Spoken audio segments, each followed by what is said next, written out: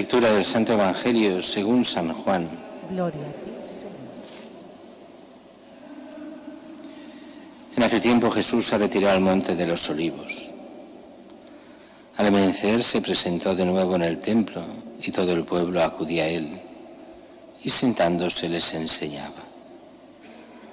Los escribas y los fariseos le traen una mujer sorprendida en adulterio y colocándola en medio le dijeron: Maestro, esta mujer ha sido sorprendida en flagrante adulterio.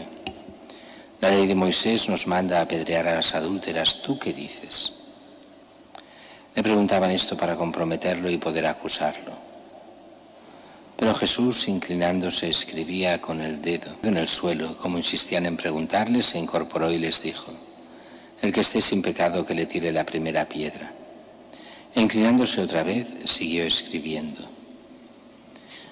Ellos, al oírlo, se fueron escabullendo uno a uno, empezando por los más viejos. Y quedó solo Jesús con la mujer en medio, que seguía allí delante. Jesús se incorporó y le preguntó: Mujer, ¿dónde están tus acusadores? ¿Ninguno te ha condenado? Ella contestó: Ninguno, Señor. Jesús dijo: Tampoco yo te condeno, anda, y en adelante no peques más. Palabra del Señor. Gloria a ti, Señor Jesús. Nos encontramos hoy, Jesús, en el templo, ya cerca de la Pasión, que empezaremos ya el domingo que viene, con Domingo de Ramos. Y está Jesús predicando sentado, o sea, haciendo cátedra. Eso es de sentar, es en la mentalidad oriental, era enseñar con autoridad. Y además en el templo, como diciendo, es la nueva enseñanza. Jesús como el nuevo Moisés que nos da la nueva ley. Y dice que mientras está allí enseñando, los escribas y fariseos le traen una mujer sorprendida en adulterio y colocándola en medio le dijeron: Maestro, esta mujer ha sido sorprendida en flagrante adulterio. La ley de Moisés nos manda a apedrear a las adúlteras. ¿Tú qué dices?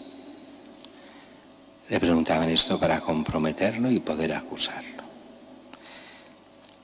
Aquí se mezclan muchísimas cosas en este Evangelio y realmente da para un curso de retiro solo este Evangelio entero. Un curso entero de retiro. ¿Por qué? Entre otras cosas, aquí decimos, primero es la enseñanza de Jesús, la auténtica, el nuevo Moisés. Y por eso le hacen la pregunta, por eso y por otra causa. La ley de Moisés nos manda a apedrear a las adúlteras. ¿Tú qué dices? ¿Qué dice la nueva ley de Moisés que eres tú? En el fondo ahí está el fondo del asunto. Pero también se nos dice que todo esto es solo para intentar cargarse a Jesús, comprometerlo, poderlo acusar y matarlo. Para eso se hace esa pregunta. Y aquí viene toda esa hipocresía que Jesús tantas veces nos muestra. ¿Qué decía la ley de Moisés realmente? ¿Decía que había que matar a las adúlteras? No. Decía que tenía que matarse a los adúlteros y las adúlteras a los dos. Con que su nombre le dejan ir, porque si lo han pillado en flagrante adulterio, es que han pillado a los dos. No. A él lo dejan ir y a ella a justiciarla. Ahí la gran hipocresía de estos fariseos. Y después lo que les importa menos es la adúltera, no les importa nada. Lo que les importa es ir contra Jesús. Vamos a poner en un aprieto. Todo el mundo se da cuenta de que es injusto matar a esa mujer. Pero si lo dice irá contra la ley, entonces lo podremos acusar de que es un hereje. Ahí está el quid de la cuestión. Y dice que Jesús se inclina y por primera vez y única vez en todo el Evangelio, Jesús se ponía a escribir en el suelo. Bueno, ¿Qué escribía en el suelo? Ni idea, nadie lo sabe. Pero los padres de la Iglesia, que les encantaba fantasear con estas cosas, con las que no sabemos, dicen, ¿qué podría escribir? Y dice, podría escribir allí en el suelo de forma pública, que lo viesen los acusadores sus mismos pecados, los pecados de aquellos que acusaban, de forma que después entendiesen aquello que dirá Jesús. ¿Es eso verdad o no? No lo sabemos.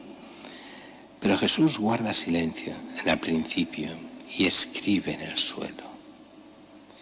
Insisten, bueno, va, ¿qué? Mójate, porque lo que queremos es cargarnos a ti, no a la mujer, así que mójate tú. Y entonces dice, se incorpora y les dice, a ver, aquí podemos imaginar la situación. Los que acusan deberían ser unos pocos respecto a la muchedumbre que estaba. Jesús se levanta y se encara con ellos, como mirándoles a los ojos y acusándoles a ellos. El que esté sin pecado, que le tire la primera piedra. Y allí empieza el drama. Porque Jesús, con toda su autoridad, con esa mirada incisiva y con la actitud que tenía, tal vez también hay en el suelo puestos los pecados de los que acusan. Ante esa autoridad de Jesús que se les mete en contra, defendiendo, no defendiendo el adulterio, sino a la mujer, que es muy diferente.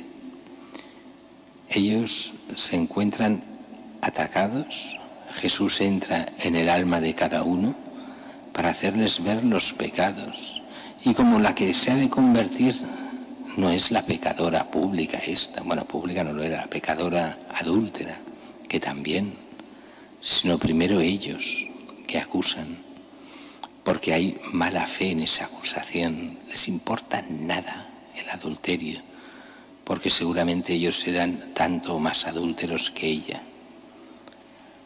Así que ante la autoridad y la forma de hacer de Jesús, se van retirando uno a uno. Dice, empezando por los más viejos, que más conscientes del pecado debían ser, hasta que todos los acusadores se van.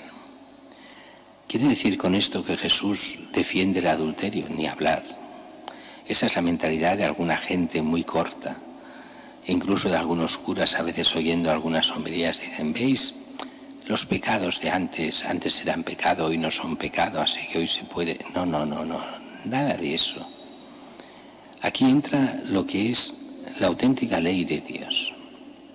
El pecado es pecado y el adulterio es pecado.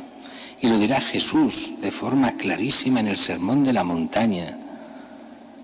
Todo el que mira a una mujer que no es su mujer, deseándola, ya ha cometido adulterio en su corazón. Jesús es durísimo, es más que el Antiguo Testamento, mucho más duro. Pero lo que el Señor quiere no es la muerte del pecador, sino que se convierta y que viva. Lo que quiere es la misericordia, no el castigo. Pero a esa mujer le ha ido muy bien que le hayan puesto en este aprieto, porque si no, jamás se hubiera dado cuenta del todo de su pecado. Podemos imaginar esta mujer aterrorizada que le están pidiendo allí lapidarla y matarla, y que Jesús la defiende. Pero defiende a la mujer, decimos, no el pecado. Y por eso Jesús le dirá, ¿quién te ha condenado? Nadie. ¿Dónde están tus acusadores? Pues bien, yo tampoco te condeno, pero no peques más. Vete, pero no peques más. Es lo que el Señor nos dice a todos. Primero, reconocer nuestros pecados. Ahí está uno de los grandes problemas. No, hoy nada es pecado, no, señores. Primero hemos de reconocer lo que es el pecado. Y los mandamientos para eso están. Hoy es que hoy no valen, ya lo creo que valen. Como siempre han valido, porque la ley de Dios es desde siempre. Y el pecado es pecado. Ah, entonces es que lo que quieres es ir contra este... No. Lo que queremos es que el pecador no muera, no se condene. Lo que queremos es la redención, el cambio. Lo que queremos es que cada uno de nosotros sepa reconocer los pecados, cambiar de mentalidad, pedir perdón a Dios, sobre todo con el sacramento de la penitencia, que es el sacramento más propio de estos días para prepararnos bien a las fiestas de Pascua que se acercan, y entonces sí, a partir de ahí recibir el perdón de Dios. Lo que Dios quiere es perdonar, no condenar. Pero recordemos aquello que Jesús decía a Santa Faustina Kowalska: cuando el hombre se pone contra Dios, solo hay justicia. Y la justicia es horrible, porque la justicia es dar a cada uno lo que se merece. ¿Y qué merece el pecador? La muerte. Sin embargo, el que reconoce el pecado, el que pide perdón, ya no recibe justicia, recibe misericordia. Se le perdona para que pueda vivir en la gracia. Ya no es ser condenado, sino ser salvado. Entonces, claro, eso a algunos les cuesta de entender. Yo recordaré siempre un juez, una vez hablaba, yo no era ni cura todavía, era seminarista, y estaba hablando con un juez civil y decía, bueno, claro, es que los jueces civiles, a quien reconocen sus pecados, o sea, sus culpas, lo que hacen es condenarles. Y Jesús hace lo contrario: al que reconoce sus culpas y pide perdón, le perdonan. Ahí está la diferencia de la justicia humana y la justicia divina. La justicia humana está en dar el castigo al que hace un delito. La justicia divina es la aniquilación del pecador. Pero es que Dios no quiere ser justo, que lo es. Quiere ser misericordioso, que lo es más. Y ahí todo depende de nuestra actitud, de nuestra conversión, y reconociendo nuestros pecados, arrepintiéndonos de ellos, confesando nuestros pecados, ser perdonados, y de esta forma se nos abren las puertas a la vida eterna.